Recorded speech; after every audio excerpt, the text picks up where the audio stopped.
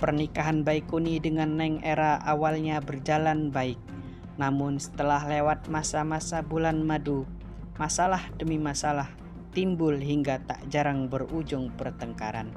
Enggan bertengkar terus, Baikuni memutuskan meninggalkan Kuningan dan kembali mencari kerja di Jakarta. Selama di Jakarta, Baikuni beberapa kali pulang ke Kuningan untuk menemui Neng Era. Namun bukan sambutan mesra yang didapat, tetapi lebih banyak pertengkaran. Terlebih jika Baikuni pulang tanpa membawa cukup uang. Akhirnya setelah kembali ke Jakarta dan meninggalkan Neng Era untuk kesekian kali, Baikuni memilih tak pulang ke Kuningan. Dia memutuskan pulang ke Magelang. Selama di Magelang, Baikuni mendapat beberapa surat dari Neng Era. Isinya mengajak Baikuni kembali ke Kuningan. Namun surat-surat tersebut tak pernah dibalas. Ia malah memutuskan tak akan kembali ke Kuningan. Terlebih pernikahannya dengan Neng Era tidak membuahkan anak. Setelah tinggal di kampung halaman, Baikuni dijodohkan orang tuanya dengan gadis bernama Parmi. Saat itu usianya terbilang sudah matang, meski Baikuni tak ingat benar berapa usia tepatnya saat menikahi Parmiatun. Saya menikah sama Parmiatun, kalau nggak salah umur saya itu 21, ya 24, ya 35an lah, 34-35 lah gitu ujarnya. Setelah menikah dengan Parmi, Baikuni meninggalkan Magelang. Dia bekerja di pabrik tahu di Purworejo, Jawa Tengah, dan pulang setiap 2 bulan sekali. Pada satu kesempatan pulang ke Magelang, Baikuni mendapat kabar kalau istrinya sudah bekerja di Jakarta menjadi pembantu rumah tangga. Ia pun berangkat ke Jakarta untuk bekerja, sekaligus menunggu kepulangan Parmi. Sempat pulang lagi ke Magelang, Baikuni mendapatkan istrinya masih bekerja di Jakarta. Belakangan, dia mendapat kabar istrinya itu sudah menikah lagi di Jakarta, sehingga tak mungkin balik lagi ke Magelang.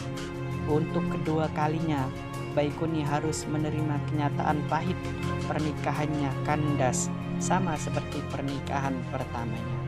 Pernikahan Baikuni dengan Parmiatun juga tidak dikaruniai keturunan. Sepeninggal Parmi yang telah menikah lagi, Baikuni kembali ke Kuningan dan menemui Neng Era. Mereka bersepakat untuk bersama-sama kembali dan kemudian berangkat ke Jakarta untuk membuka warung.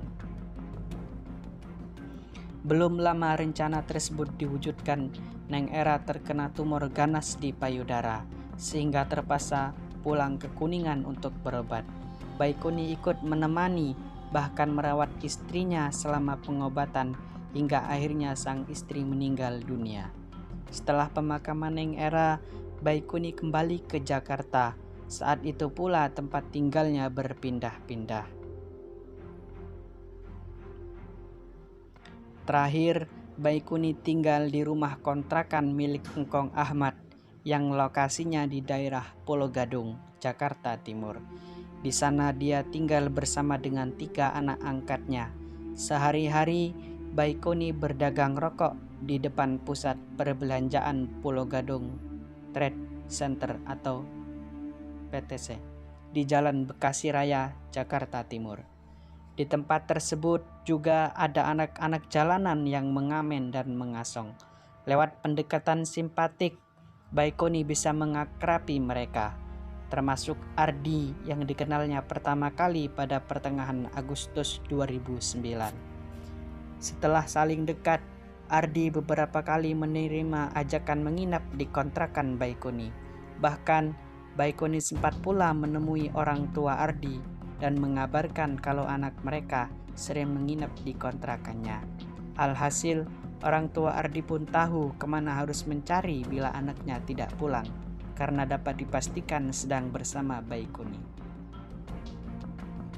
Sejak pertemuan terakhir, sebenarnya sudah lama Baikuni tak bertemu Ardi.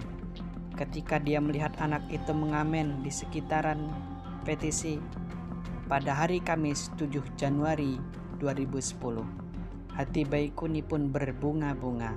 Kegembiraan itu sebenarnya didorong oleh hasrat seksualnya yang langsung bergairah jika melihat Ardi. Meski 2 kali menikah dengan perempuan dewasa, Baikuni tidak bisa menghilangkan gairah seksualnya setiap kali bertemu anak-anak. Terlebih jika mereka memiliki wajah rupawan dan berkulit halus.